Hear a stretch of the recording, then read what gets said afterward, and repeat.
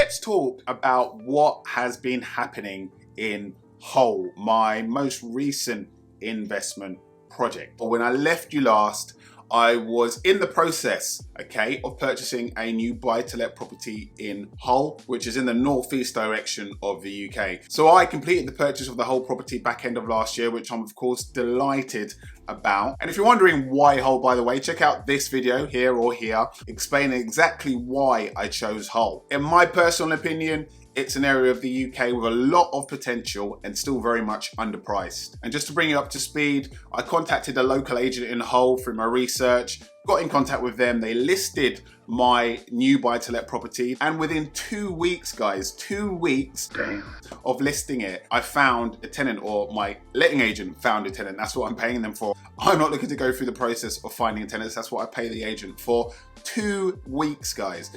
That tells you that this property, as it relates to Hull, is in a prime, high demand area of Hull. I actually did my own research and I thought it would rent out for around about $550 per month. But I was very pleased to hear that they came back to me and suggested, look, put it on for $595 per month. So that's round about an extra, £550 extra per month that the property is going to bring in. It was above what I thought the rental would be in that area, and the demand is very high. So if there's ever an example or a case study in doing the research and picking a good area, this is it. Because when you pick in a good area, the demand's going to be there waiting for you, and it may even exceed your desired rental amount. So as things stand today, the tenant should be moving in this month, and that is a deal really well done, in my humble opinion. And just to give you a whirlwind update of how I got to this stage today with the tenant about to move in, started 6 months ago when basically I did a day trip to Hull and visited a bunch of properties on sale in the city in the course of the day. Check those videos out. I vlogged it in a 2-part video where I recorded all the viewings. I recorded my conversations with letting agents, with owners, how I viewed the house, and me basically wandering around the city of Hull. It was a really popular video, so check it out. I think it is pretty helpful, if I do say so myself. So what I did was I booked the viewings the day before. I personally like to book at least 5 viewings if I'm going all the way up to a city or anywhere really to view properties. I like to fill the diary with them because inevitably, and this is in my personal experience, every single time I've gone to a city, there's been at least one viewing, okay, that has cancelled on the day or even the day before. In Hull, I had 2. I had one cancel on the way up there on the train. The agent decided to tell me on the way there, as I was on the train to Hull, that that property, an offer had been made on it and it was now coming off the market, which of course I was livid about, because if that was the only viewing that I had booked for the day, I would have already been on the train on the way up there. And I had a second one cancelled because they couldn't get the keys to get into the property. So block book at least 5, I'd say, and check the day before with the agent that the viewing is still on, and whether someone's put an offer on in the last 12 to 24 hours and it's now off the market, okay? In order to do that, in order to choose those properties, I jumped in a lot of forums and I asked locals from the cities, like, where is a good place to live? What are the best areas of the city? What are the worst areas of the city?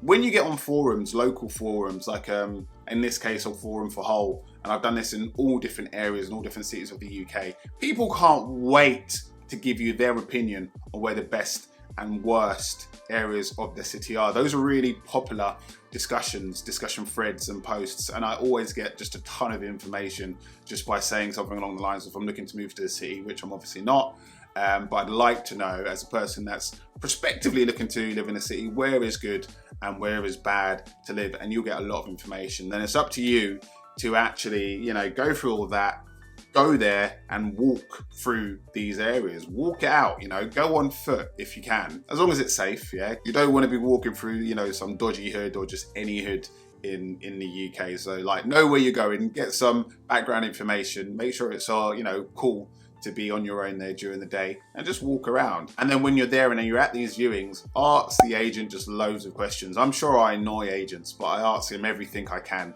about like the seller's situation, why they're selling, when they want to sell by, about the area. Do you know much about, the area in general? Where's popular? City Council has done a lot of regeneration. Yeah. You know, how much are properties selling for? Properties tend to be a little bit cheaper in HU6 than HU5. Yeah, it's a bit more of a premium. For above asking price, all of that. Sometimes they'll tell you, sometimes they won't. Doesn't matter, I'm asking, okay? So anyway, I made an offer that was accepted. I got it for £5,000 below the asking price, which I was very happy about. How did I get to that price? How did I get below? Why did I offer at that particular level that I was confident would be accepted despite it being below the asking price? There is a science to it, guys. Have a look at this. So if you've been watching my channel for long enough by now, you know that I am a spreadsheet nerd, and this is one of my many spreadsheets, right? What I did here basically was that I mined Rightmove for the prices of recently sold properties, roughly the same area I was looking at over the last 5 years. And these were the prices that I got over the particular year. So these were the prices, these were the properties, and these were the prices that were sold within a certain radius of the area I was looking at over the last 5 years. And as you can see, there's a range. So in 2019, you've got one for 52,000 and a half, 52,500, one for 75,000, and then a bunch were sold in 2022, ranging from 72,000 to 115,000, and they were all similar to the property I was looking at. I wanted to see the prices of 2-bed terraced houses. There was no use in me searching for the prices of, you know, 1-bed flats that were sold within a radius of what I was looking for, because it's not comparable.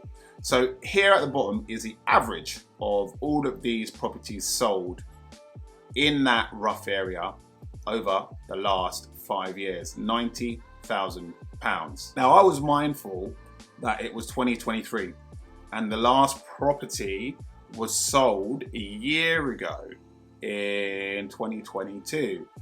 So you've got this average here of £90,000. You've got to factor in a rough estimate of growth over the last year. And for me, I was aware that the last 12 months had been quite dire situation in the UK property market, but growth by that time was round about 2-3% when I was looking. So I applied that right to this, and I came to a figure of £92,500. And that was the science behind my offer. Of course, the property was listed for £97,500. So when I made the offer, I explained that, hey, look, I know it's listed for above this, but based on the comparables, I believe this is what it's worth. If the seller is happy to sell, I'm more than happy to move really quickly.